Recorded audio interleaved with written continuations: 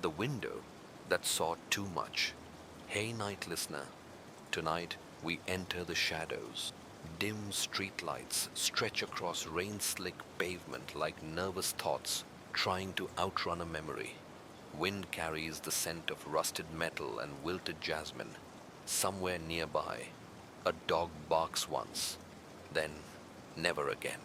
And behind it all footsteps, not yours, keeping time like a broken metronome. If this story found you, maybe it's because you've been followed too. So, before we vanish into this mystery, like the video and subscribe only if you can handle the truth buried beneath the lies. And tell me, night wanderer, where are you listening from? And are you more drawn to the truth, the thrill, or the justice?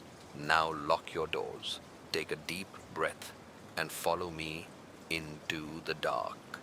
You first notice the shift in the way the air hangs in your apartment.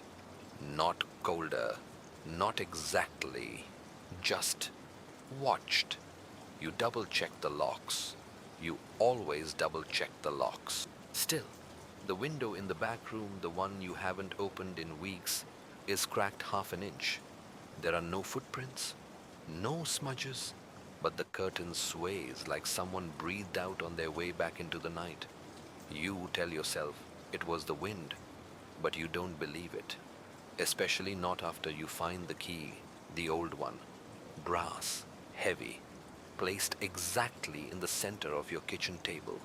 You haven't seen it in a decade, not since the trial, not since she died. You pick it up, cold, smooth, familiar. You hear the sound of it in a lock long gone. You remember the door it once opened. You remember swearing you'd never return, but the key says otherwise, and beneath it a note. One line, printed on printer paper you don't own. Victims forget, survivors rewrite. It's unsigned. You turn it over, blank, but something flutters from the edge as you move it. A photograph. You freeze, because it's you, standing outside the courthouse, the morning she was pronounced dead, and in the background her, alive, watching, unsmiling, and somehow waiting. You flip the photo. A date, today's, a time, 2 hours from now, a location, Monroe Street window repair, 2 a.m. You laugh, dry and quiet. You haven't played this game in years, but maybe it never stopped playing you. You pocket the key, and for the first time in a decade, you put on your old coat, the one you wore when people still called you credible.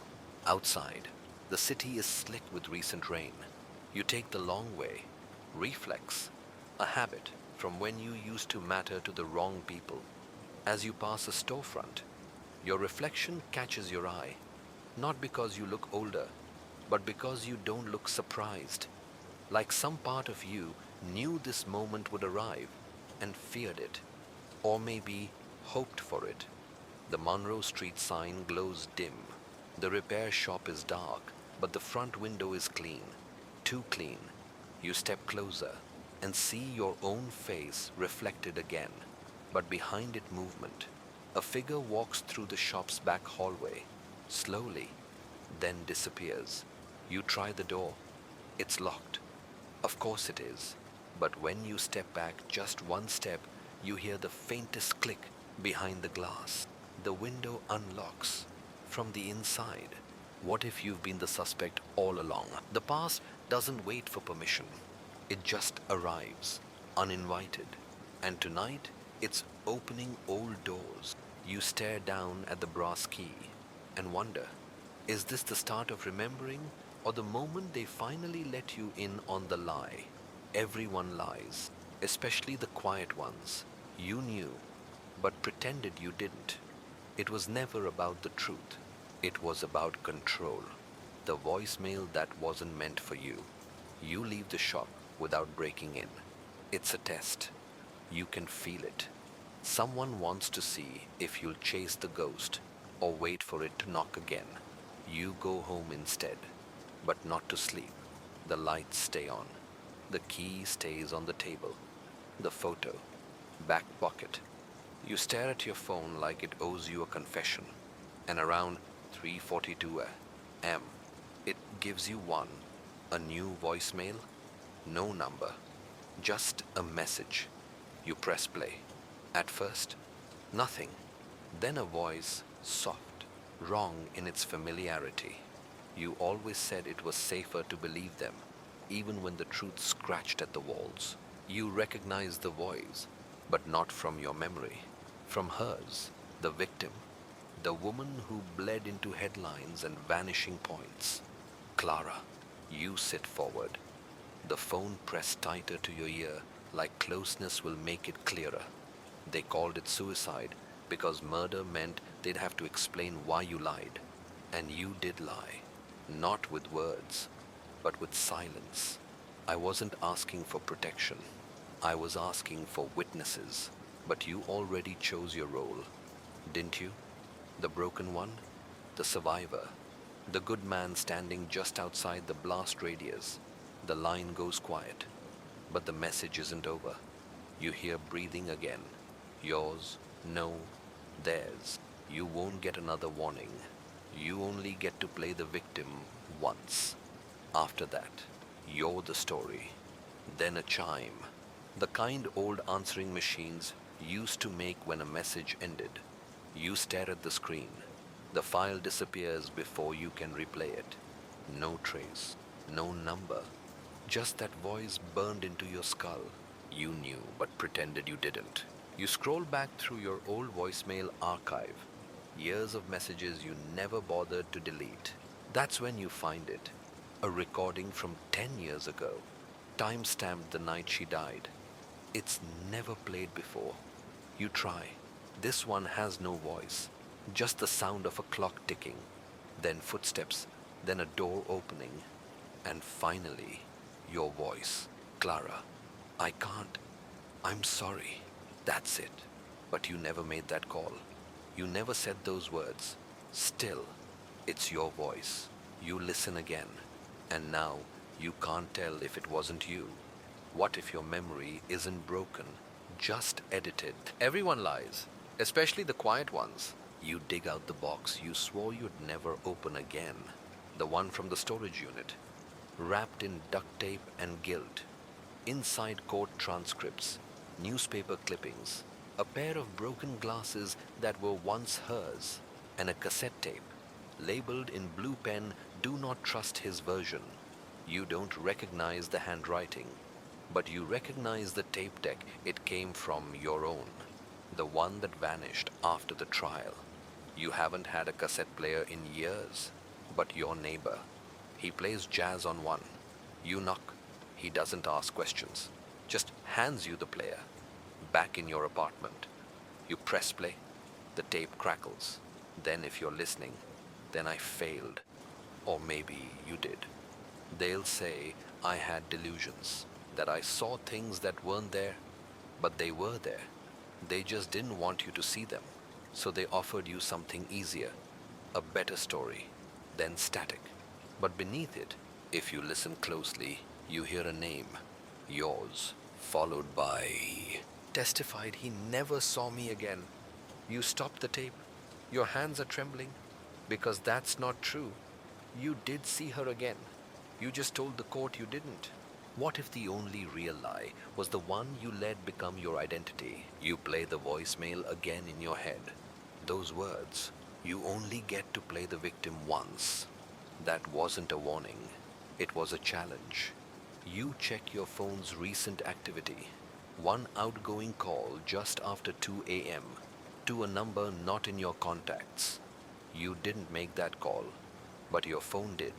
You tap to redial. It rings once, twice. Then a voice answers. He's remembering. Click. Line dead. You stare into the dark. You're not afraid. You're interested. Because if they're listening, that means they're worried. It was never about the truth. It was about control. A smile in the surveillance footage. You don't sleep. Sleep is a performance, and you're off script now. You dig through the storage box until your fingers hit something brittle and sharp, an old USB. The kind you once used for copying reports you weren't supposed to keep. You plug it into the laptop with a grim kind of hope. There's one folder. Cam Archive .0612. The date makes your chest tighten. The day after Clara's death. The day you said you were at home. The day you weren't. You click. Inside grainy footage from the courthouse security camera. Back alley. 2:14 a.m. A flickering cone of yellow light. Rain. A dumpster. And then you stepping into frame. You're soaked. No coat. Hands trembling. You walk straight up to the camera and smile. Not a grin. Not nervous. Something colder. Prepared. Then you vanish into the alley. You check the timestamp again. That's 27 minutes after you claim to be home. Calling dispatch about a prowler in your stairwell. You don't remember this, but the footage remembers you. You rewind, frame by frame. There at the far edge of the screen, a flash of white cloth, a figure slipping behind the dumpster. She's fast, but not fast enough to miss the camera. Clara, alive and watching you. You knew, but pretended you didn't. You zoom in on your own face, try to read your eyes, but it's the mouth that betrays you. That smile. It's not joy. It's not relief. It's something much worse. Recognition. Like you knew what was about to happen. Like you'd already decided what role to play. Victim, witness, survivor, but not truth teller. Everyone lies, especially the quiet ones. You transfer the file to a secure drive. You encrypt it twice, then upload it to a cloud account you haven't touched in years. One Clara setup, back when she still trusted you. Password Red Willow. It accepts. And inside the shared folder, a single file already waiting for you. Door audio final wave. You press play. You hear rain, distant traffic, footsteps, and then her voice barely above a whisper. He thinks I'll stay quiet, that I'll let him protect the story instead of the truth. But if anything happens to me, you'll know, you'll remember, because you helped build the lie. Click, end of file. You sit with your hands in your lap, the silence growing louder. What if this isn't about Clara anymore?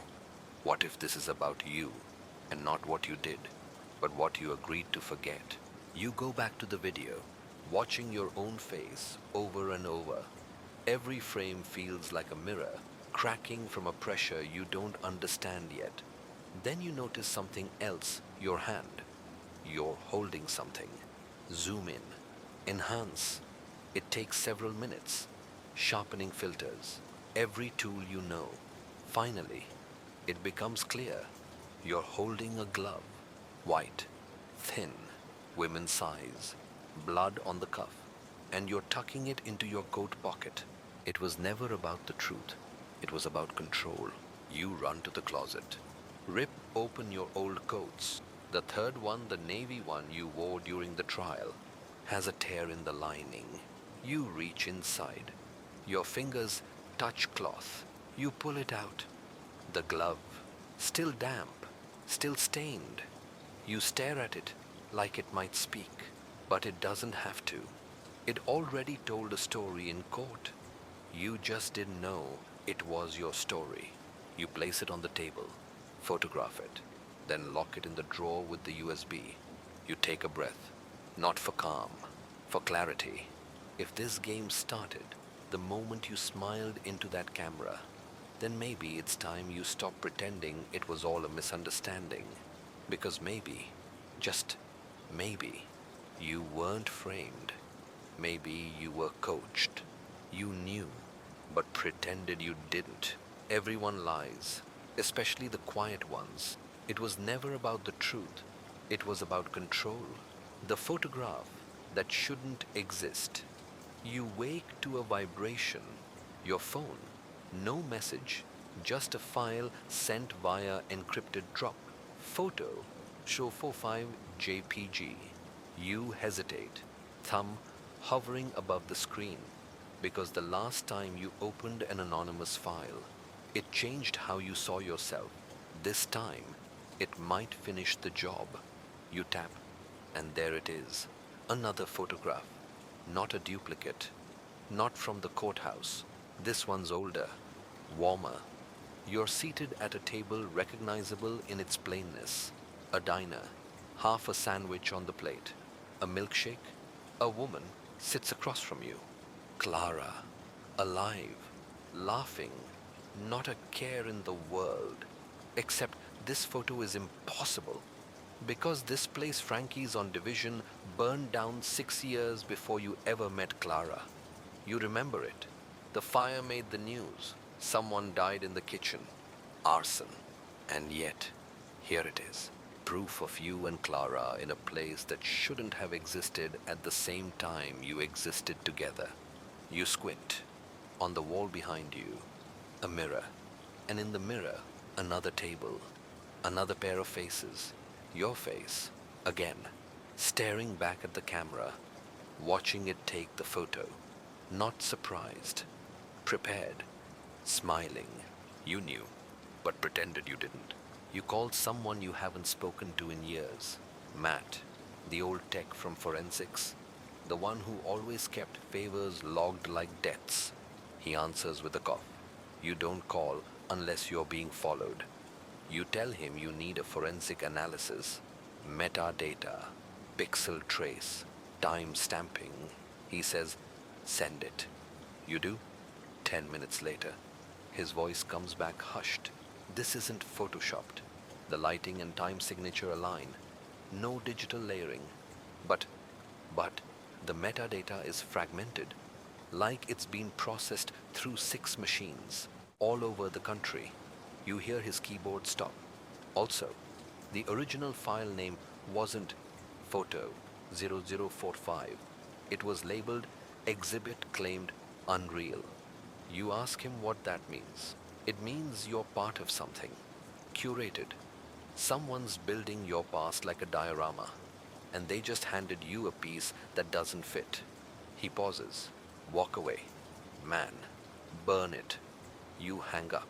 Everyone lies, especially the quiet ones. You pin the photograph on the wall above your desk, next to the courthouse frame, next to the printout of your testimonial transcript.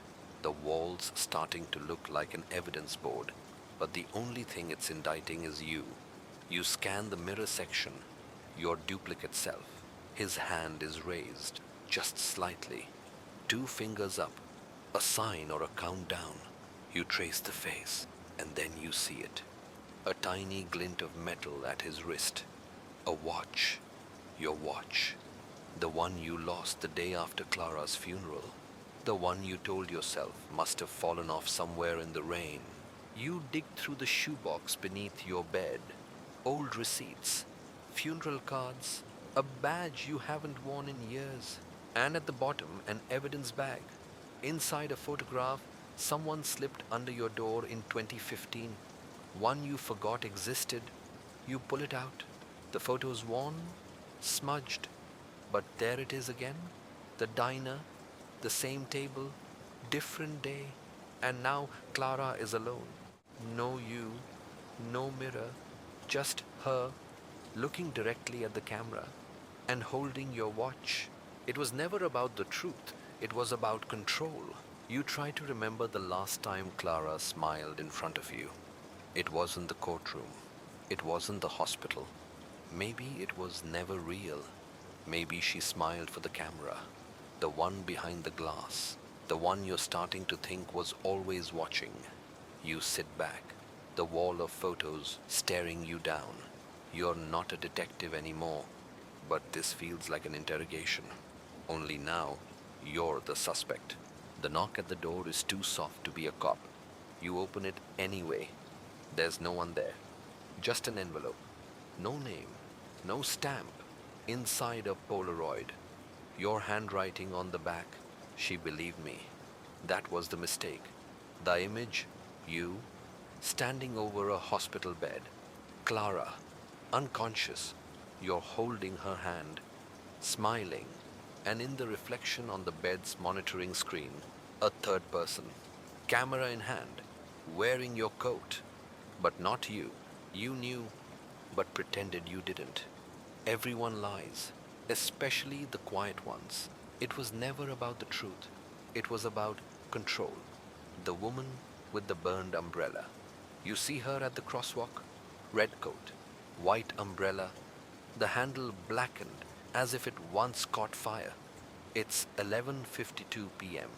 and you're not supposed to be outside, but here you are, following instincts that no longer ask your permission. You know the shape of that umbrella, not from memory, but from evidence. It was logged in the police report under unclaimed object number 17, found at the scene, never tested, because it didn't matter, because she was already dead, because you had already testified, and because no one believed a woman could walk through fire and leave behind nothing but questions. You trail her from across the street. She doesn't look back, but her pace matches yours, step for step, like an echo you're finally catching up to. You follow her to the old theater, the one shuttered since the fire, the same fire that took out 4 square blocks and 3 unrelated alibis, including your own. She slips through a side entrance unlocked. You hesitate only once, then step through. Inside, the air smells like ash and long decayed velvet. Mice scatter. A light bulb flickers to life overhead, even though there's no power in the grid. She stands on the old stage, umbrella still open. She turns and smiles. Not Clara, but close, too close. You were looking for the past, she says, but you never asked if it wanted to be found. Her voice is calm, measured, but something in it cuts deeper than any interrogation ever did. You ask who she is. I'm what's left of her, of you, of the parts that didn't make it into the statement. She closes the umbrella and leans it against the dusty proscenium. You lied. Remember, but not to the court, to yourself. You feel your breath catch, because she's not wrong. You knew, but pretended you didn't. She tosses you something, a file. You catch it by reflex. Inside a newspaper clipping, water damaged and yellowed. Jane Doe pulled from our identity unknown. A date 2 days before Clara's alleged death. A photo, the woman before you, hair shorter then, face bruised, but her eyes still lit like someone who knew too much to be saved. Everyone lies, especially the quiet ones.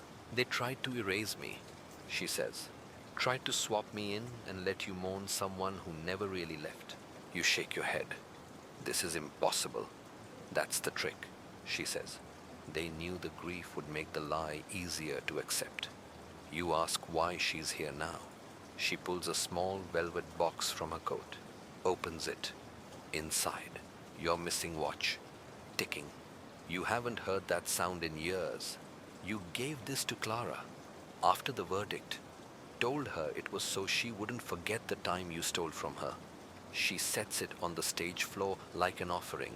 She gave it to me, said if I ever found you again, to wind it back and tell you, you only ever played the victim, but the past doesn't play games. It settles debts. You kneel, pick up the watch. It ticks slower now. Each second sounds like something being unsaid. She turns to go. They'll be looking for you again. You know. You nod.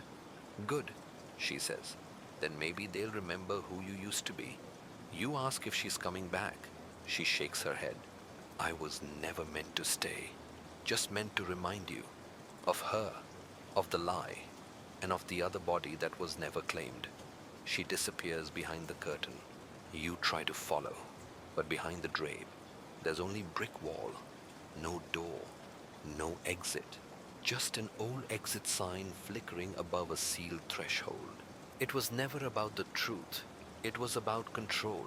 Outside, it's raining. You walk home with the burned umbrella. It doesn't open anymore, but it makes you feel less exposed. You set it in the corner by the door, next to the glove, next to the key, next to the photo, and now the watch, ticking. The pieces of you are assembling faster than you can understand. What if the story isn't being rewritten? What if it's finally being told? You stare out the window as thunder rolls low, and in the reflection, for just a second, you see her standing behind you again, smiling. But this time, it's not comfort, it's warning. You knew, but pretended you didn't. Everyone lies, especially the quiet ones. It was never about the truth, it was about control. The alibi. They forgot to check. The morning smells wrong, not like rain or dust or rot those you've made peace with. This is different. Sterile, like hospitals, like rooms cleaned too well, too recently. You wake with your coat still on, sitting upright in the chair by the window. You didn't mean to fall asleep, and yet the key is gone. So is the watch, and so is the glove. Your drawer unlocked, the envelope inside, empty, but taped to the inside of the drawer. A sticky note. Your handwriting. Do not report it. You agreed to this. You stagger back. Did you write that? Did someone else? You scan the apartment. No signs of entry.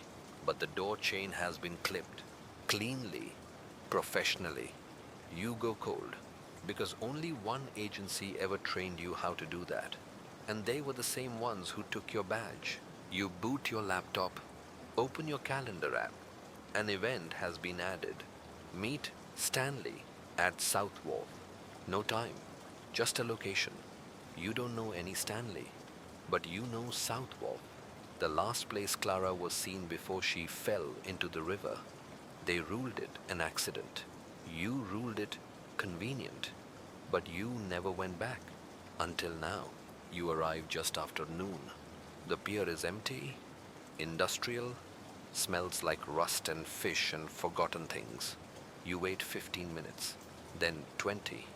Then a man approaches, trim, neutral clothes, face you could forget the second you stop looking at it. He says nothing, just hands you a flash drive, then walks away. You call after him, Stanley. He doesn't even turn. Back home, you plug it in. One file, CCTV Truth 09, Cam Masseter 6. You hit play. A rooftop, night, two figures, one you, the other Clara, arguing. She pushes something into your hands. You push it back. She tries again. This time you pocket it. Then she steps backward and vanishes off screen. You stare, not at the fall, not at the moment she disappears, but at yourself. You don't rush. You don't yell. You just stand there. Then check your watch. Then walk away. You knew, but pretended you didn't. You freeze frame your own face. It looks calm, too calm. You pull up your old testimony. I didn't see her after we spoke that morning. I went home directly. It's there, in black and white, and underlined in red ink by the trial supervisor, alibi supported by time card at gas station on 5th and Corwin. You search your files, open the PDF scan of the receipt. There it is, time stamped 8:46 p.m. But the footage, it shows the rooftop scene at 9:12 p.m. You check the time zone, everything lines up. And yet, you were in two places at once. You scan the receipt metadata, created by admin test stub, not a real terminal, a ghost register. You dig deeper, find an archived hard drive of witness statements. Open Clara's first interview before she died. A question. Did you feel threatened? Her reply, not until the night he brought the umbrella. You never brought an umbrella. But you remember the photo now. The burned umbrella. The one you left leaning in the corner. The one that's gone now? Everyone lies, especially the quiet ones. You drive to the gas station. It's boarded up now. Condemned. A hole in the wall lets you slip inside. Dust chokes the air. But the back office is intact. You pry open a cabinet, find the old logbooks, receipts, shift schedules. You scan the names. Your signature is there, on a page dated a week before Clara died. But someone traced over it in blue ink, different pen, same hand. It was never about the truth, it was about control. You snap a photo of the page. Then something catches your eye. Taped inside the lid of the logbook drawer, a Polaroid, faded, a parking lot, and two figures in the background. One is Clara, the other is you. No, not you. Same height, same build, but the man in the photo, smiling and wearing your coat, only the color is off. Faded brown, not navy.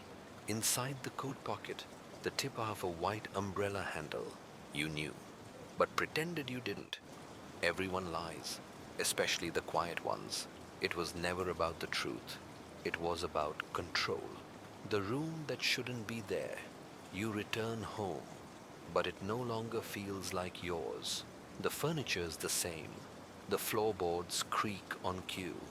The hallway bulb still flickers when you exhale near it. And yet, something is off.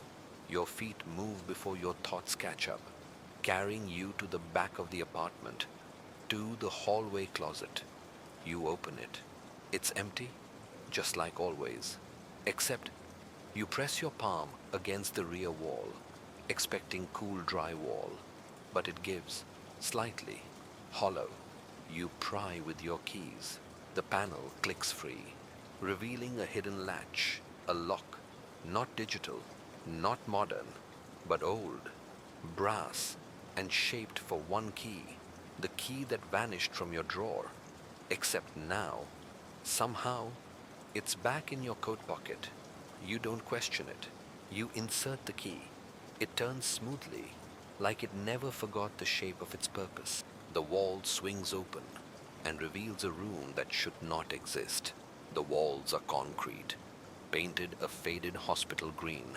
A single hanging light bulb buzzes overhead. In the center of the room, a desk. On it, your badge, your watch, the glove, the burned umbrella, and beside them, a cassette recorder, labeled in your handwriting, Confession 0.0 for me only. You press play. Your own voice emerges, ragged, unsteady. If you're listening, you finally found the room. That means the edits didn't hold. They told me I needed an alibi more than I needed the truth.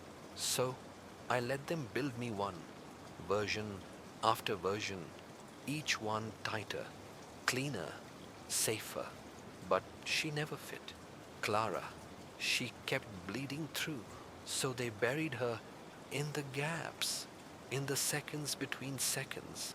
And they told me to smile. I did, but it was never real. You pause the tape, look around. The walls are covered in pinned photos, every one of them. You smiling, but each smile slightly different. Different clothes, different lighting, different backgrounds, same angle, same eyes. A dozen versions of a man trying to pass for himself. You knew, but pretended you didn't. You continue the tape. They built the story around a wound, but a wound never stays closed, not when the bleeding remembers. If she's still out there, and I think she is, then she's looking for the original, the truth before the edits. You, if you found this, it's because you're him, and you have to decide, do you live with the lie, or do you pull the whole thing apart? The tape ends with static, then, faintly, tick, tick, tick. like a watch, like a countdown. Everyone lies, especially the quiet ones. You back away from the desk, toward the wall of photographs. You reach for one, Clara on the courthouse steps, looking past the camera, her eyes full of knowledge, not fear. On the back, a scrawled message in ink. You didn't see me, but I saw everything. There's another door in the back corner of the hidden room. No handle, but a number etched into the metal. 017. A time, a date, a code you don't know yet, but it's waiting. It was never about the truth. It was about control. You take the badge from the desk. Your name is still there, but beneath it, in faint, ghosted print, another name overlays your own. Stanley. You blink, and it's gone. But your hand feels colder now, like someone else used to hold this before you, or like someone else still does. You lock the secret room again, place the key in a glass of water on the windowsill. If it's gone in the morning, you'll know someone's still editing the story. And maybe next time, they'll do it while you're awake. You stare at your own reflection. The man looking back isn't sure which version he is, but he's ready to find out. You knew, but pretended you didn't. Everyone lies, especially the quiet ones. It was never about the truth. It was about control, the echo that knew your name. It starts with a call you don't remember answering. You're holding the phone, but you don't remember picking it up. There's no ringtone, no vibration, just your voice already on the line, saying, "Tell me what I forgot." And a pause. Then, "You forgot what forgetting costs." The voice is metallic, filtered, but not unfamiliar. It sounds like you run through an old answering machine, echo layered on echo, like memory degraded over tape. "You're close now," the voice says, "closer than they ever wanted." You ask who they are. You made them up, but they made you real. You hear a pen scratching, like someone's taking notes. You demand a name. Check the mirror in room 304. Ask it who was standing behind you. Then silence. You look at your phone. No active call. No missed calls. No number logged. Just one new note in your voice memos app. Delete everything before 2012. But you scroll through your recordings and find something else instead. Clara. Interview 1A, edited. You press play. Her voice bleeds out. "He told me I was safe, that the past wouldn't follow us here, but he kept bringing it, in pieces. A watch, a glove, a song I didn't remember liking. I think he needed me to believe the lie too, so he wouldn't have to carry it alone." You knew, but pretended you didn't. Room 34. You know exactly where it is. The DeRose Motel, 20 minutes from the courthouse. You used to conduct witness interviews there when the department needed neutral ground. The same motel Clara stayed in for 3 nights during the trial. You drive. The air smells like distant gasoline and the kind of rain that never arrives. At the front desk, you ask for room 304. The clerk barely looks up. It's prepaid. She said you'd be by. You don't ask who she is. You already know. The room is clean. Too clean. Hotel clean. Staged clean. Like someone expects you to find something. You scan for obvious clues. Walls, dresser, under the bed, then the mirror. Standard, full length. You step in front of it and see yourself, but not. Your coat is darker. No scar above the brow. Your reflection smiles before you do, and mouths. We both played the victim. You flinch. Step back. The reflection doesn't. You check behind the mirror. Nothing. Just wall, but taped to the corner. You find a strip of photo negatives. You hold them to the light. 3 frames. Clara standing beside a police cruiser, holding a badge that isn't hers.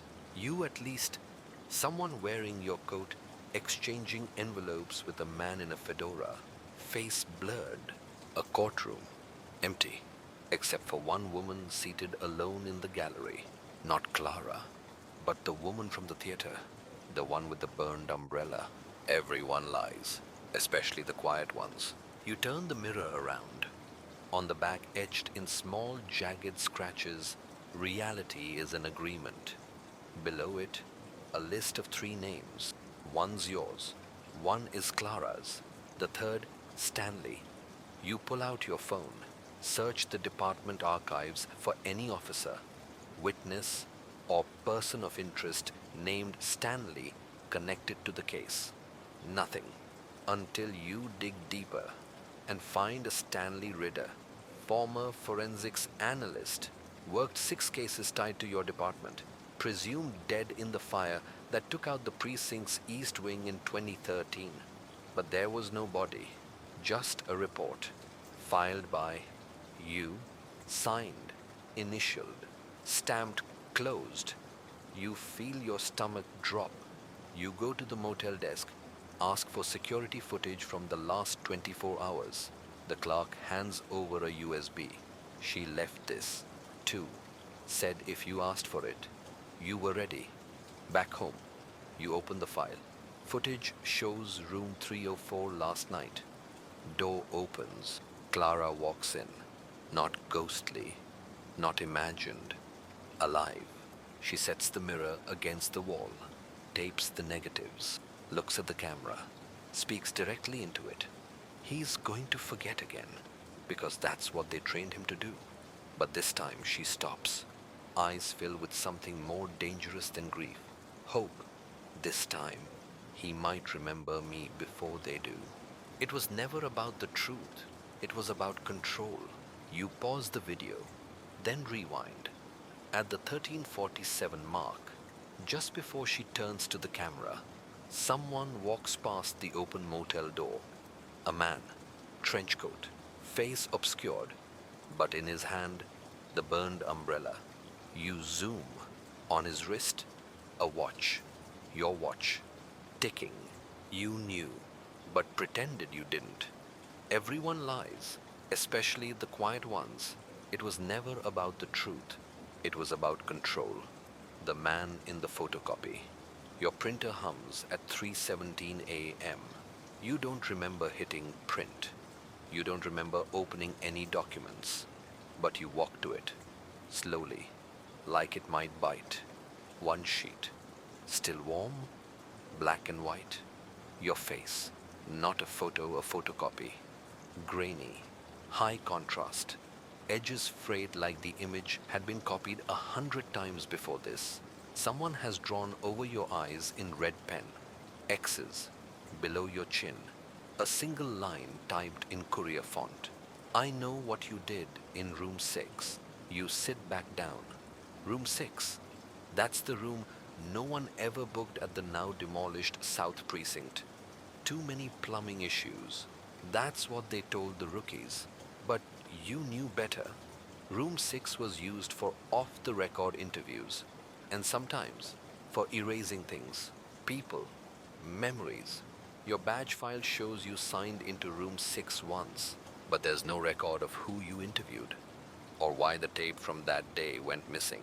But you remember something now.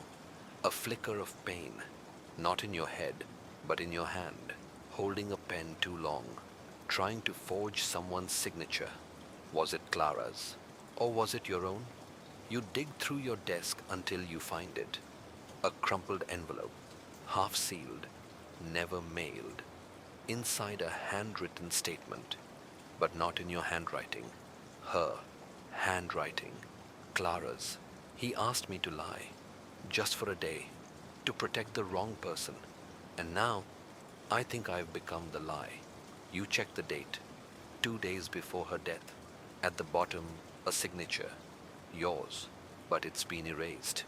Scrubbed with alcohol. Only the pressure indent remains. You place a sheet of paper over it, shade lightly with pencil. Letters rise from the surface. But it's not your name. It's Stanley Ridder. You knew, but pretended you didn't. The printer kicks again. Another page. A still from the motel footage. The man in the trench coat. Clearer, this time. Still no face. But now you see what's dangling from his coat pocket. A small key. The same one that opened the hidden room behind your closet. Only now you notice the tag attached. Property of room 6. You grab your phone. Heart pounding. You call the archive number, your old internal extension. No one picks up, but a message plays. A voice you haven't heard in years. You've reached Stanley Ridder. If this is regarding the 2013 evidence closure, you're too late. The room remembers, even if you don't. Click. Everyone lies, especially the quiet ones. You drive. Even though the precinct's gone, something in you believes room 6 still exists. You park across the old chain link fence where the station used to stand. Construction halted years ago. Now it's just concrete dust and rebar. You walk the perimeter, and then you see it. An exposed elevator shaft under a tarp, still powered, still descending. You get in. There's one button, 6. You press it. The elevator hums, descends for 11 long seconds. The door opens, and somehow, there it is, room 6, intact, sealed in concrete like a memory you tried too hard to bury. You step inside, smells like cold steel and ink.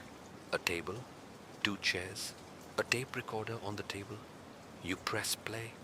A voice begins, yours. I told her it was the only way, that if she recanted, the rest would collapse, and the case would die. She agreed, but not because she believed me. She agreed because she pitied me. Click, a new voice, hers. You didn't ask me to lie. You made me want to. That's the worst part. Click, a third voice, unmistakable. Stanley, you're both lying. Just not to each other, to yourselves. But someone still has to remember. Click, the tape ends. You check the chair across from yours. Someone's written a phrase in chalk on the seat. Every story needs a villain. You scrape it off with your sleeve, but the impression remains. It was never about the truth, it was about control. You step outside. The elevator is gone. The hallway behind you, bricked shut. You're alone, in a place that shouldn't be real, but feels more real than your life up above. And then, your phone buzzes. A text, unknown number, just one image. A photo of you, sleeping, taken from the foot of your bed, time-stamped 5 minutes ago. You knew, but pretended you didn't. Everyone lies, especially the quiet ones. It was never about the truth. It was about control, the witness who never testified. You drive home fast, headlights off. Whatever was watching you sleep, it didn't stay. Or maybe it still is. You scan the windows of every car that passes. No faces, just reflections. But reflections can lie too. When you reach your apartment, everything is exactly where it shouldn't be. The umbrella's returned. Opened, but it's wet. Fresh drops dotting your floor, like the outline of someone else's shadow. On your kitchen table, your laptop is powered on. The screen flashes a folder you've never seen before. Witness dossier missing.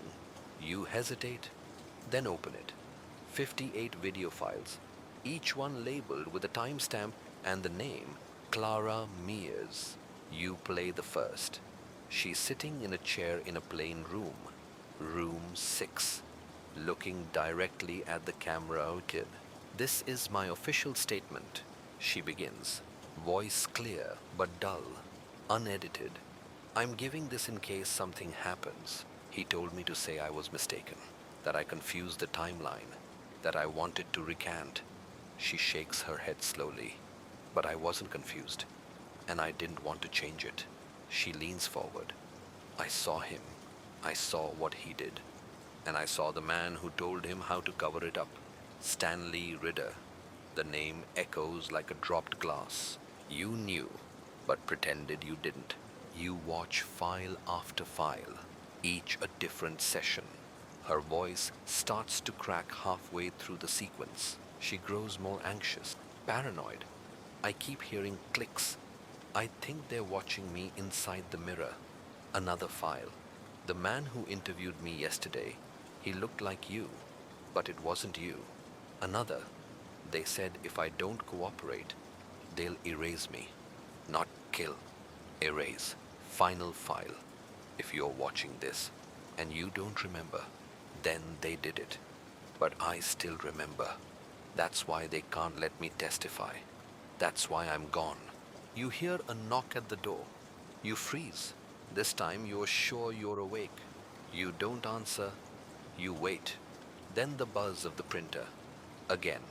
One page. You walk slowly to it. The sheet says, "She never died." Below it, a location.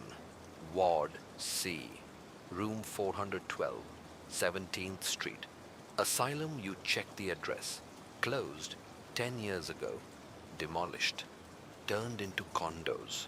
Except, you scroll deeper. Find a city permit.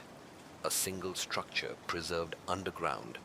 Not on the map, but still powered. Room 412. Everyone lies, especially the quiet ones. You arrive at dawn. An access tunnel leads beneath what used to be the east wing. You follow the numbers down a concrete corridor. Then a steel door, reinforced but not locked. You push it open. Inside a hospital bed, empty, a tray of uneaten food, still warm, and a mirror on the wall. Your reflection greets you. This time it's wearing a hospital bracelet. You walk closer. Look at the band in the reflection. It reads, Clara Mears. Your wrist is bare. The mirror, Clara tilts her head, smiles, and mouths, "Now you see me." You reach toward the glass, and for a moment, it feels warm, like breath, like memory, like she was never gone. On the floor, beneath the bed, you find a notebook. Her handwriting, dozens of pages, descriptions of you, but not just you versions of you. Different behaviors, different voices. One she calls the actor, one the protector, one the liar. You turn to the final page, a sentence written over and over. He thinks he's the original. It was never about the truth, it was about control. You stumble out of the room, heart hammering. Behind you, the door slams, locks. You're alone in the hallway, but it doesn't feel empty. You check your phone. A message just arrived. No sender, just 4 words. You can't save her. You knew, but pretended you didn't. Everyone lies, especially the quiet ones. It was never about the truth. It was about control. The photograph, that wasn't taken. You drive without destination. The city blurs past neon signs smearing across your windshield like a memory trying to rewrite itself.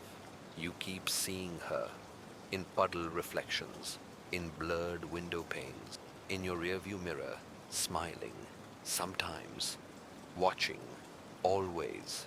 You pull over at a roadside diner you used to visit after late shifts. It's closed, boarded up, but the door creaks open when you push.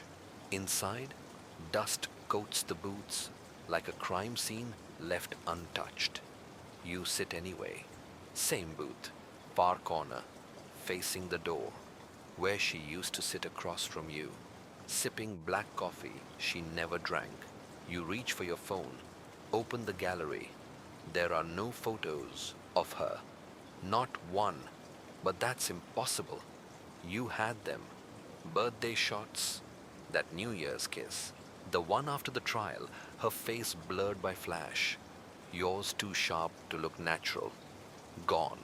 In their place, blank thumbnails titled, IMG 404.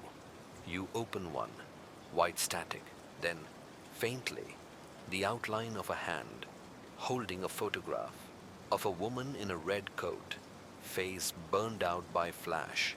The woman with the umbrella. You knew but pretended you didn't. You drive to your old storage unit, Unit 14B. You haven't opened it in years. Inside, a single plastic tub marked Evidence Do Not Destroy. You crack the lid. A recorder, a Polaroid, a burnt glove, and a brown envelope. You open the envelope. Inside one photo, you and Clara, but she's circled in red marker, twice, underneath, written in rough block letters. This is not her. Your mouth goes dry. You flip it over. Date 12/18/2013. That was the day before the trial concluded. You remember it because it was the day Stanley Ridder disappeared, and the day you received a call from a woman claiming to be Clara, saying, "That's not me on the stand." You thought it was a prank. You hung up. You never told anyone. But now you remember. Her voice had a slight accent, just like the woman in room 412. Everyone lies, especially the quiet ones. You examine the back of the Polaroid more closely. The emulsion is cracked. You peel it gently. Underneath, hidden behind the adhesive layer, is another image, a reverse exposure. This time just you. No one beside you. The hand around your shoulder. Yours, looped to appear as if someone were holding you. The background, a green screen curtain. You look closer. Bottom corner, printed in faint gray text. Property of Unit S6. Training Composite number 12A. Training. Supposite. Someone made the photo. Someone made your memory. It was never about the truth. It was about control. Your phone buzzes. Unknown number again. Text reads, "Stop looking." You reply, "I can't. Not anymore." Another text. Then, room 0 is waiting. You don't know what room 0 is, but the text includes coordinates. You follow them, deep into the industrial fringe of the city. You park outside an abandoned correctional facility, long since condemned. The gate is rusted open. You follow the hallway signs past peeling walls and unlit exit signs, down 2 levels, then 3. You pass cells still etched with names, names you vaguely recognize from old trial transcripts. And then you see it. A door, welded shut, once, now cracked open, painted in black ink. Room 0, inside pitch black. You flick your flashlight on. The beam lands on a desk, a reel-to-reel recorder, already playing. Your voice again. Room 0 is the control room, where stories get edited, where we forget on purpose. You're here because you broke the loop.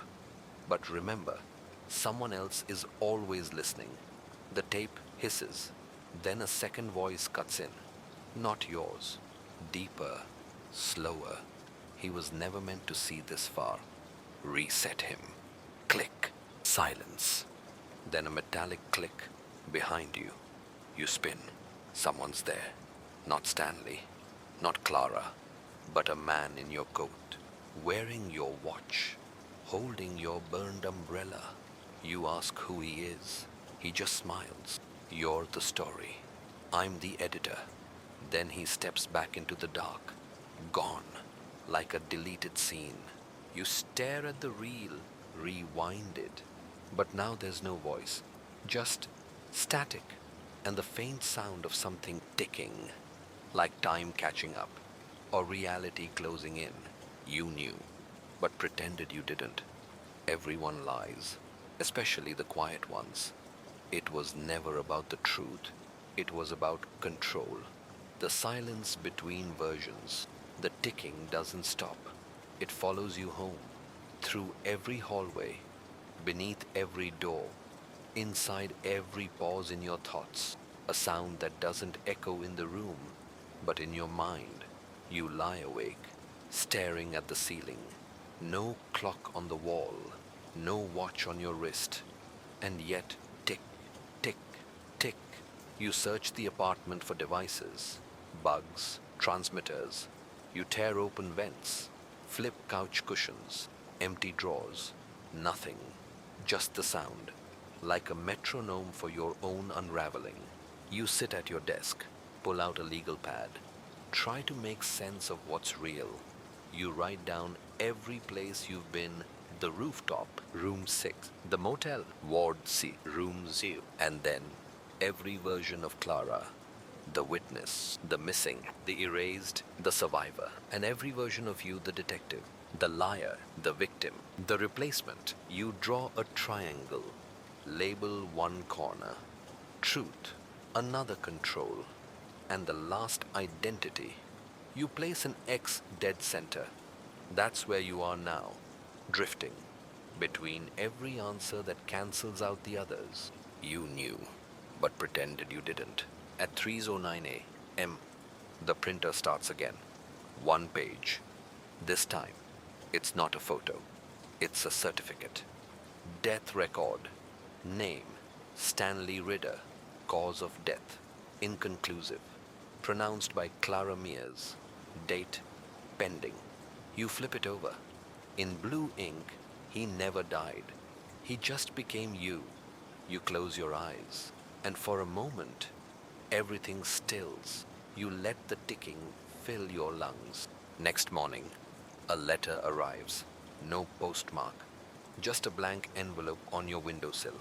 Inside a single Polaroid. A girl barely 10 standing in front of a school building, holding a photograph. Your photograph. The one that was supposed to be fake. On the back, someone's written, "She remembers." You don't know who she is, but she looks like Clara. Or maybe like the woman Clara became before the edits. You search the city birth records. Find a match. Nora Mears. Registered as a dependent. Guardian unknown. Location sealed. But there's a last known address. A foster home just outside city limits. You drive. The sun hasn't risen yet. You don't turn on music. The silence feels sacred. You arrive at the home. Ask for Nora. They say she's not allowed visitors. She doesn't talk. Not since the incident. You show them the photo. The director's face changes. They say, "Wait here." 10 minutes pass. Then 20. Then footsteps. She enters the room. Eyes like Clara's, but harder, older. She doesn't speak. Just holds out a small item. A flash drive. Then leaves. No words. No fear. Like she already knows what you'll find. Everyone lies, especially the quiet ones. You plug in the drive back at your apartment. One file. Audio. A voice modulation filter. But you'd know the cadence anywhere.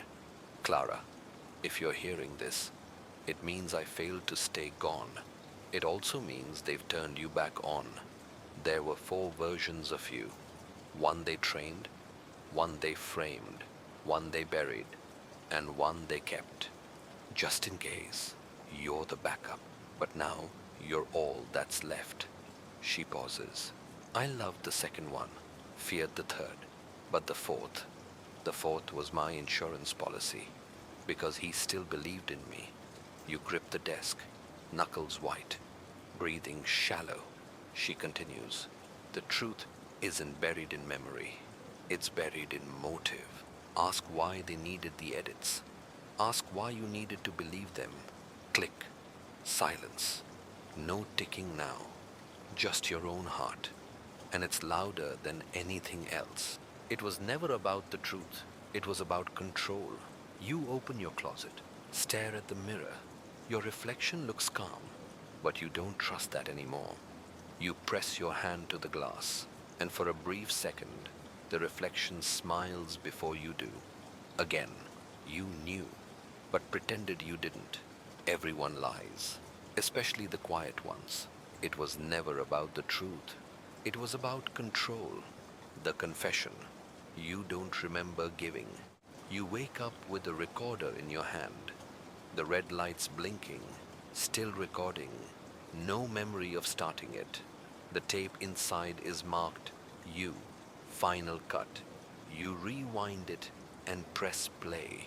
Your own voice floods the room, but it's not today's voice. It's older, shaky, tired. This is a confession, not for them, for me, for whichever version wakes up last. You stop breathing because you recognize the cadence. The same voice from the tape in room zero, but this time it's less masked, less performative, raw. You continue listening. I wasn't supposed to be the hero or the victim. I was the placeholder, the filler, until the truth could be edited in. Stanley knew. He told me. He built me for that purpose. He said, "You'll feel real, but only until you ask who you were before the case." You stare at the recorder. Clara wasn't supposed to be part of it, but she made me remember things that weren't in my file, like how sunlight looked on her coat, or how she never blinked when she lied. The system didn't like that, so they made a better version of me, one who never met her. But I kept showing up. Somehow, I kept leaking through, because even an imitation remembers pain. Even an echo wants answers. You knew, but pretended you didn't. You paused the tape. The mirror across the room is cracked now, not broken, split, as if two versions of you collided and couldn't agree on the reflection. You walk toward it slowly. The left side shows your face clean shaven, unscarred, wearing your old uniform. The right, a stranger, 5 o'clock shadow, eyes hollowed out from sleepless weeks. But beneath both reflections, one thing remains constant. A pin on your collar that reads, "Truth is compliance." You tear it off, throw it. The mirror fractures further, but still doesn't fall. Your phone buzzes again. One new message. No contact listed. Just a timestamp, 5:14 a.m. Attached a photo. You, sitting in the booth at the diner. Only this time, you're not alone. Clara sits across from you, but her eyes are blacked out with thick marker lines. Underneath, this version failed. Then another text. Only one more reset available. Everyone lies, especially the quiet ones. You rush to the closet. Tear down the false wall again. The secret room has changed. It's smaller, colder. Everything's packed neatly in a box now, labeled "Return to Origin." Inside your first badge, a recorder labeled Prototype A, a file marked Clara Mear's asset or threat. You open the file. Top page, psychological profile. You skim through it. Subject demonstrates memory integrity beyond projection parameters. Repeated exposure to failed versions results in corruption of subject Y. Recommended isolate asset until memory schema collapses or resets complete. In red ink, do not allow reunion. At the bottom, one signature, yours. Only. It reads S. Ridder. You close the box, back away, then notice something new, fresh on the wall, painted in black. You're the story they forgot to delete. It was never about the truth. It was about control. You leave the room. Your apartment feels foreign now. The angles don't match. The hallway has an extra door. A door labeled Edit Bay. You open it. A dark room. Monitors on every wall.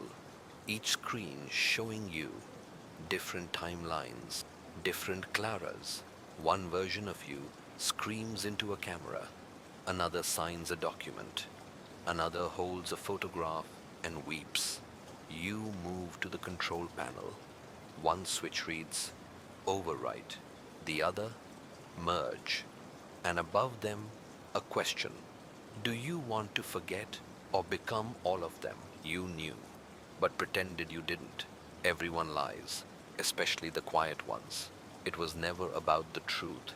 It was about control. The merge that wasn't yours to choose. Your finger hovers over the two switches.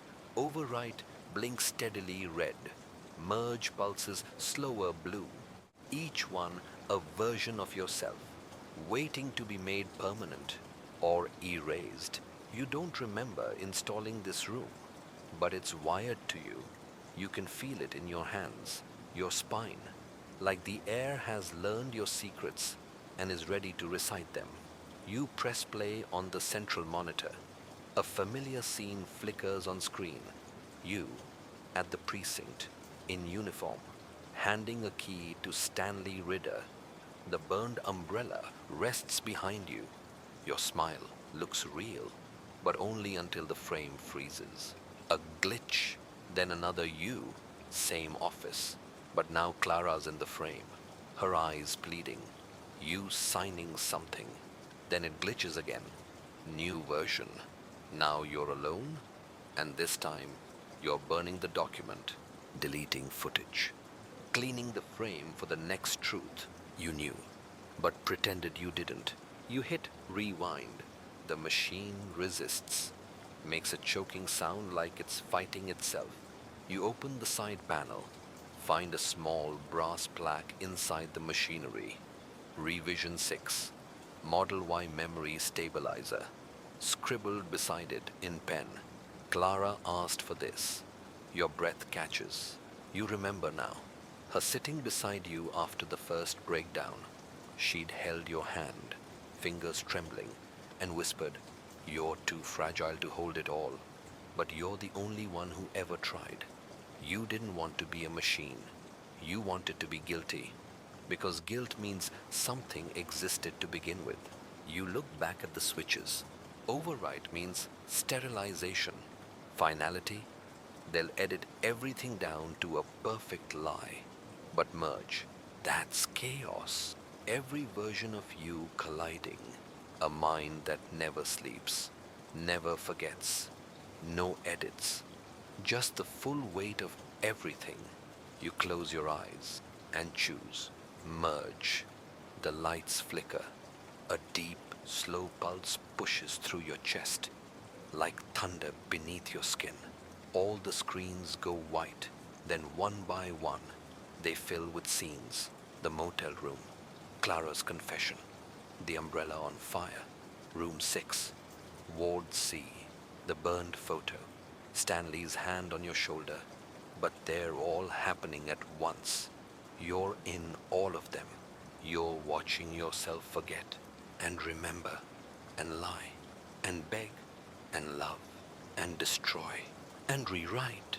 Everyone lies, especially the quiet ones. Your knees hit the floor, not from pain, from gravity, the gravity of identity collapsing into itself. You see yourself talking to Clara in room 412, but now you're watching from inside the mirror. You reach for her, but you're the reflection, and she doesn't see you. You scream, but no sound comes out, only ticking. Then a voice. You wanted this. You asked to remember. It's your voice, but older, hollowed out by knowing too much. She's real. You're real. But you were never meant to be real together. The lights shut off. Silence. No ticking. No breathing. Only the faint echo of your own voice. Looping, I remember. I remember. I remember. Then a new sound. A child humming. Off-key. Repetitive. You open your eyes. You're lying in a hospital bed. A young girl sits by the window. Drawing. She looks up. Eyes like Clara's, but softer. You're awake, she says. Finally. You try to speak, but your throat is dry. She walks over, places a note in your hand. You unfold it. You pass the merge. You're the story now. She looks at the window. They're watching, but not for long. She pulls something from her pocket. A key, the same one from the motel. She places it on your chest. It's yours again. Try not to forget this time. She smiles, then vanishes down the hall. You stare at the door, then the key, then your hands, scarred, but steady. And for the first time, you feel whole. Every lie, every twist, every erasure, it's all still inside you, but you're not pretending anymore. You remember, and you choose to carry it. You knew, but you remember now. Everyone lies, but you don't have to. It was never about the truth. It was about what you did with it. The editor left a message. You leave the hospital just before sunrise. No staff stops you. No alarms sound. It's as if you were never officially admitted or never officially real. You walk the empty street, clutching the motel key in one hand and the photograph of Nora in the other. Your breath fogs in the morning air. Even though it's summer, every corner of the city looks new. Or maybe it's the you who's finally seeing clearly. You catch your reflection in a shop window. You blink. It blinks half a second later. You keep walking. Back in your apartment. The edit bay is gone. So is the false wall. The box labeled Return to Origin vanished. But something else waits for you on the kitchen table. An envelope, cream-colored, no stamp, no handwriting, just a seal, a circle with a slash through it, room zero's symbol. You open it slowly. Inside is a single page, typed, the editor's final cut.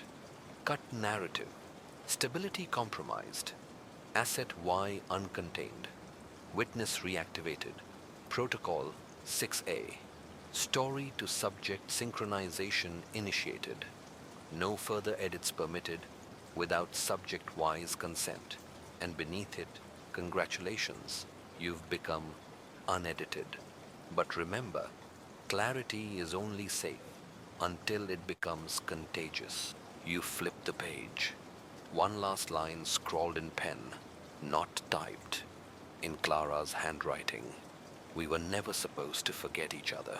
You knew, but pretended you didn't. You sit at your desk. The old recorder is there. Fresh tape. You press record. You speak. Calm. Focused. My name doesn't matter. What matters is that you remember what they tried to erase. Clara was never the unreliable one. I was. Because forgetting felt easier than guilt. Because they taught me to mistake editing for healing. But pain has a purpose. It leaves breadcrumbs. You pause. The printer hums behind you. Without even checking. You know what's printing. The photo of the umbrella. The burned edges. The gloved hand. You smile. Let it finish. Everyone lies, especially the quiet ones. You spend the next days, maybe weeks, tracking inconsistencies in the city.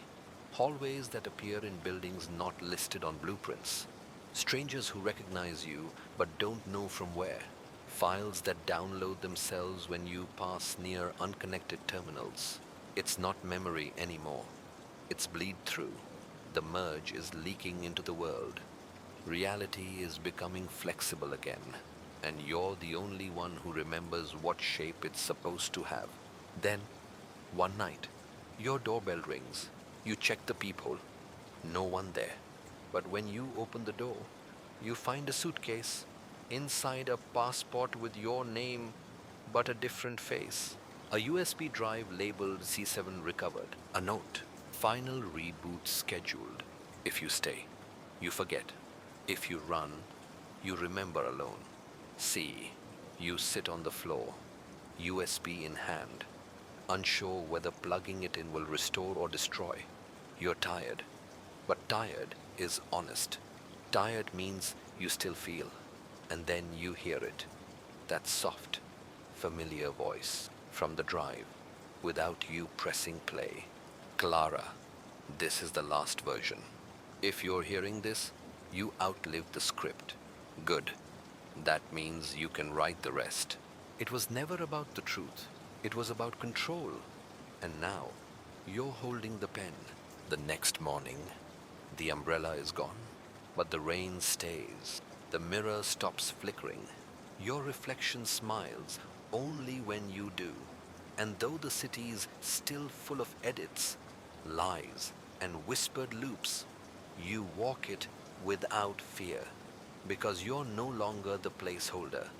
You're the witness, the memory, the author, and the ending is yours to forget or remember. You knew, and now you don't pretend anymore. The trial that wasn't on record. You received the summons by courier. No envelope, no return address. Just a plain manila folder with one word across the front. Reconciliation. Inside a court docket number. Your name listed as the defendant. Charge reality, tampering, presiding authority. The archive. No date, no location, no instructions. Just a slip of paper tucked in the back. You'll know where to go when it's time. Don't trust the bailiff. You laugh. It sounds unfamiliar in your mouth, but you keep the note. And you wait. 3 days pass. Then your reflection speaks. You're brushing your teeth when your mirror self stops following, keeps staring long after you've looked away. Then, in a voice that feels too close, time's up. It's trial day. Your lights flicker. And when they return, you're not in your apartment anymore. You're standing in a courtroom. Not a normal one. A theater of shadows and flickering spotlights. No audience, no jury, just a judge's bench carved from black stone, a gavel that looks like a metronome. At the center of the room, a single chair facing a wall of monitors.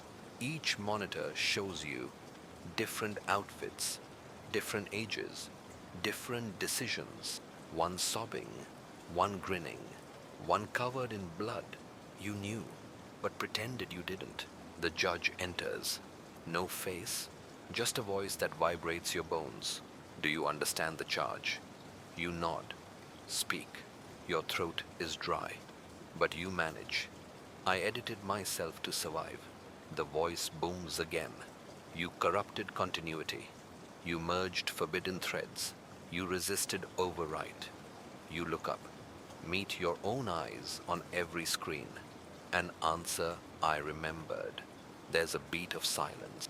Then the monitors begin replaying moments. Room 6, Room 0, the burned glove, Clara's whispered confession, your final cut tape, all of it spliced together, then distorted, clipped, rescored, Clara's voice dubbed over by silence, your reflection rewritten into someone else.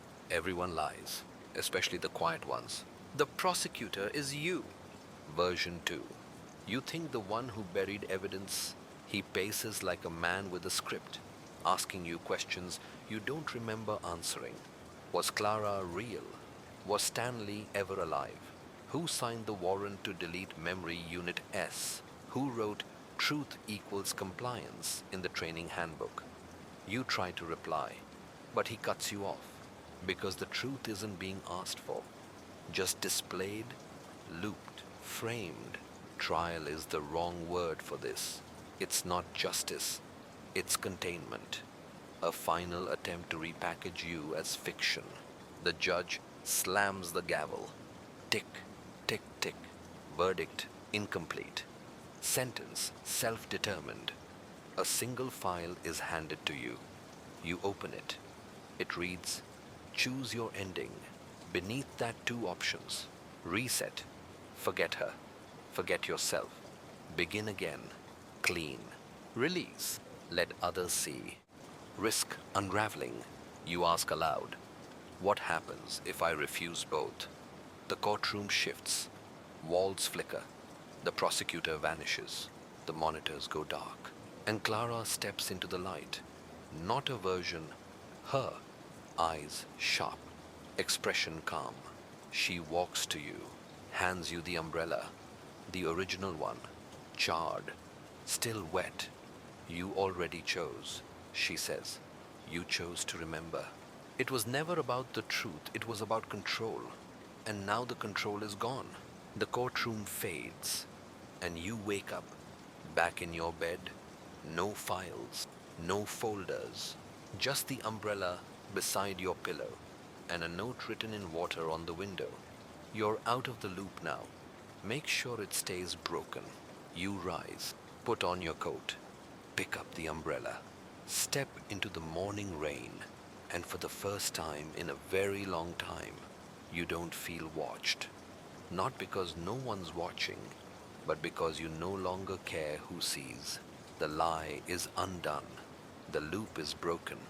The story is yours. You knew. You remembered. You chose. The witness who wrote the ending. You don't go back to the precinct. You don't reopen the case files. You don't try to rewrite anything. You walk through the city like someone who finally understands that the answers were never in the archives, but in the silence between edits. And in that silence, the truth breathes. You find yourself at the train station, not knowing why you're there, but trusting the instincts that got you this far. As you approach the terminal, a familiar sound cuts through the overhead speakers. Not an announcement, a voice, your own. You're listening to version 7. Subject Y. Please proceed to gate 0. No one else reacts, because no one else hears it. You follow the echo through a corridor marked authorized access only. No guards stop you. There's no gate, just a stairwell that leads down and down and down until you reach a door that simply says end. You knew, but pretended you didn't. Inside a blank room, white walls, one table, a typewriter. On it, a single sheet of paper. You sit. You read the header, the last edit, typed beneath. If this is where your story ends, write it. If it's where someone else's begins, leave it blank. Your hands hover above the keys, the weight of memory, truth, guilt, all of it humming in your fingertips. You typed the first words. She wasn't supposed to matter, but she did. Then, they told me I was broken, but I was just unfinished. You stop, tear out the page, fold it, place it in your pocket, because maybe this isn't the ending. Maybe it's the intermission. You leave the room, back up the stairs. The station is gone. In its place, a quiet street. Sunlight cutting through the morning fog like a promise. Someone waits on the bench across from you. It's the girl, Nora, older now, eyes sharper. She holds the same drawing pad from before, but now, the picture she's sketching, it's you and Clara standing together in a place that doesn't exist anymore. You sit beside her, say nothing. She tears the page out and hands it to you. On the back, she's written, "Some stories are too true to stay fiction. Everyone lies, especially the quiet ones." You walk to the edge of the city, where the buildings stop making sense, where the map ends, where memory meets choice. And there, a signpost stands. One arm points left, reset, the other, right. Remember, you reach into your pocket, pull out the folded page from the typewriter, and set it on fire. Let it curl, turn to ash, scatter in the wind. You don't need to write the ending anymore. You've lived it, and you've survived it, and that's enough. You take the right path, the path of memory, because forgetting was the lie they sold you, and truth messy, raw, painful is the one thing they could never control once it was spoken aloud. You speak her name, Clara. It doesn't echo, it resonates. You knew, you chose, and now you walk forward. The therapist who knew too much. You head east. You're not sure why, only that something's pulling you. You've shed every false version they programmed into you, but the ghost of one remains, tapping lightly at the back of your skull like a memory that refuses to stay dead. The fog thickens as you walk, then clears, and there it is, the old building. You recognize it instantly, even though you've never seen it sober. A converted brown stone, red brick, buried beneath years of rain, moss, and secrets. The nameplate on the door still reads Dr. Felix Hartman, Cognitive Recovery and Neural Forensics. You enter. The lobby hasn't changed. Same ticking clock, same cracked leather couch, same smell of stale ink and burning paper. No receptionist, just the hallway. And at the end, her office door. Open? Of course it is. You step inside. Dr. Hartman sits in her chair, eyes closed, like she's waiting for you, or never left. You knew, but pretended you didn't. You sit. She opens her eyes, smiles softly. Back so soon.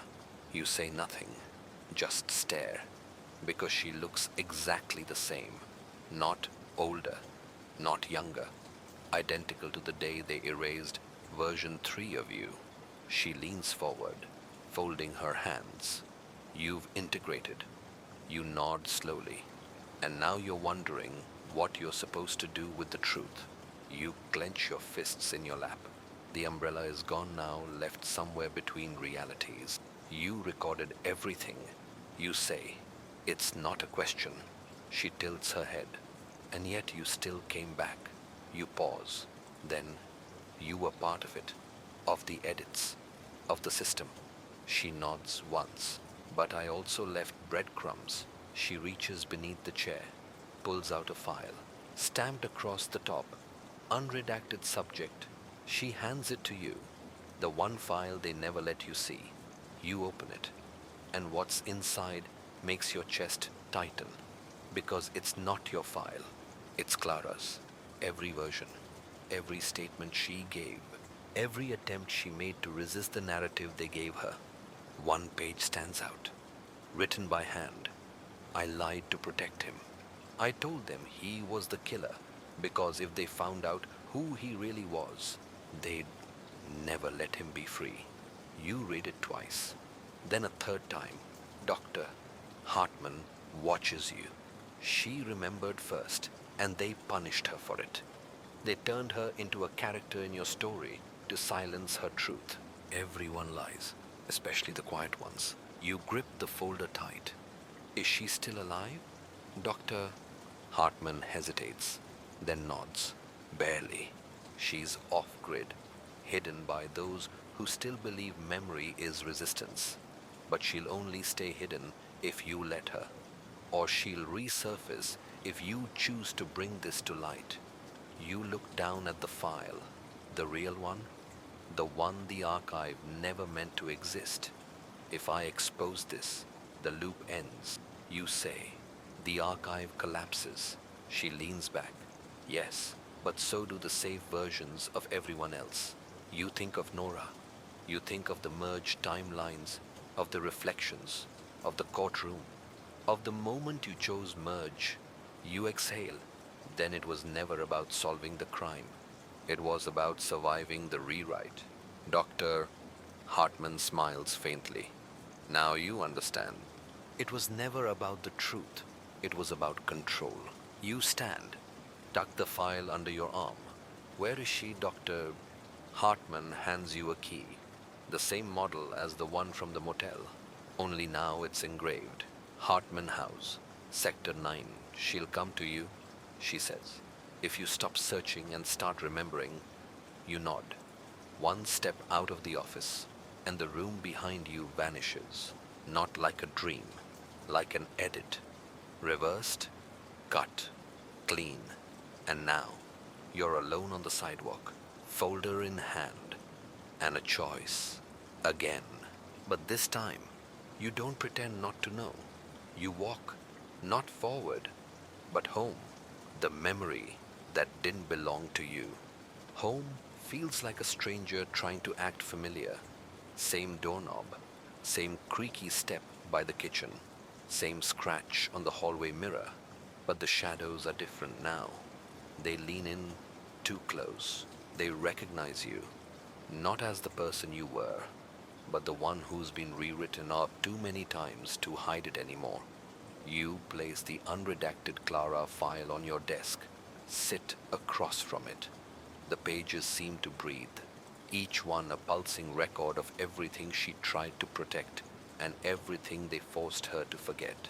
And suddenly, it hits you. The dreams, the inexplicable flashes, the other voice in your head when you replay memories. They were never just echoes. They were hers. You knew, but pretended you didn't. You run your fingers across the top sheet. Your fingertips tingle, like the paper knows you're finally ready. You flip to the last page. A transcription of a recovered session between Clara and Dr. Hartman. Hartman, you understand this may be your last opportunity. Clara, I know. Hartman, and what do you want him to remember? Clara, everything I couldn't say before the edits began. The page ends there, but there's something else tucked inside the folder. A photo. You, Clara, and a child, Nora, smiling in front of the old train station.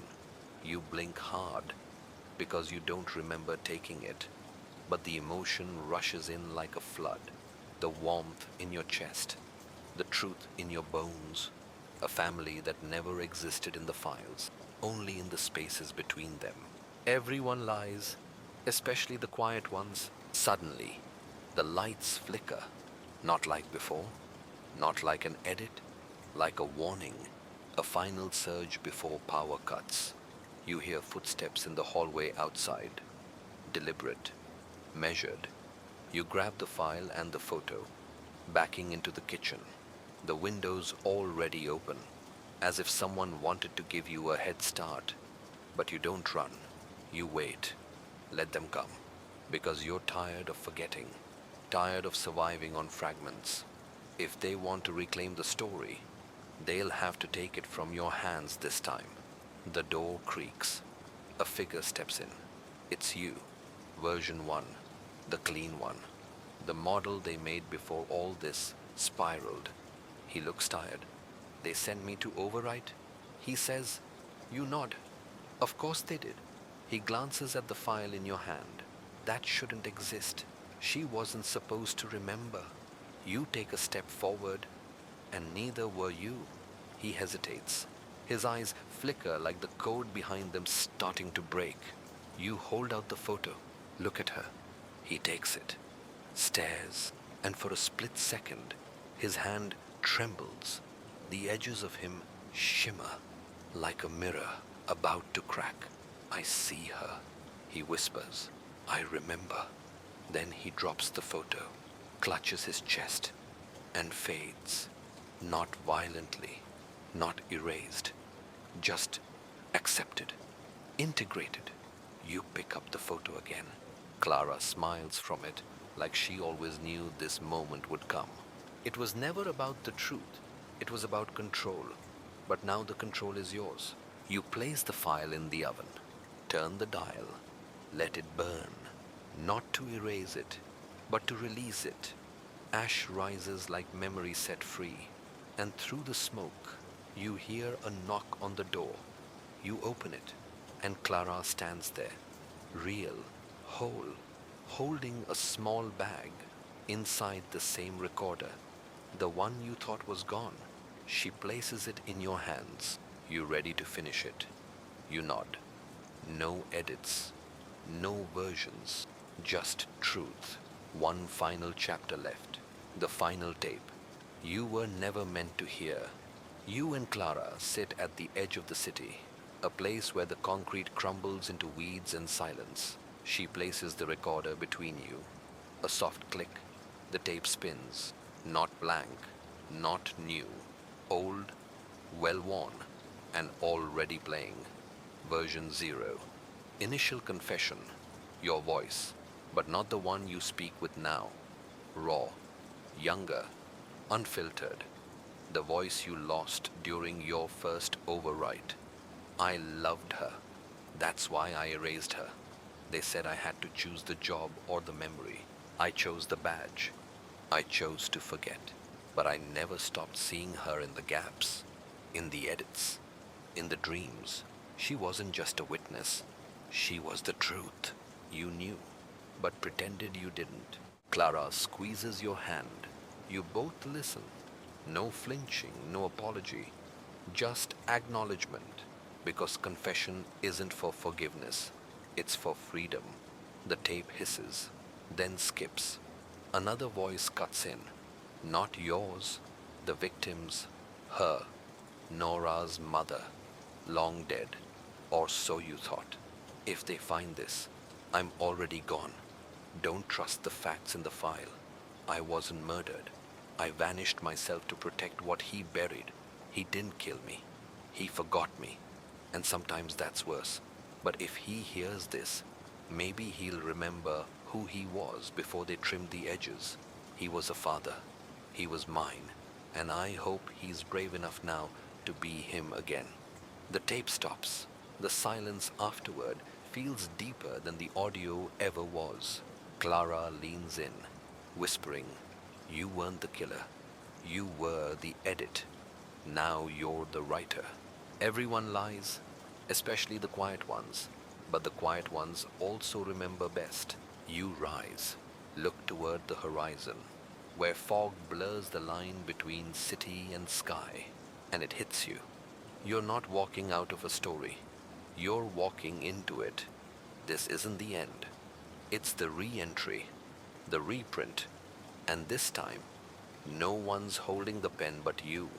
You walk with Clara, past the loop, beyond the archive, toward whatever the truth really means when no one's watching. And behind you, on the park bench, the recorder rewinds itself, one last line whispered as it resets. Truth is what survives the silence. You knew, you remembered, you became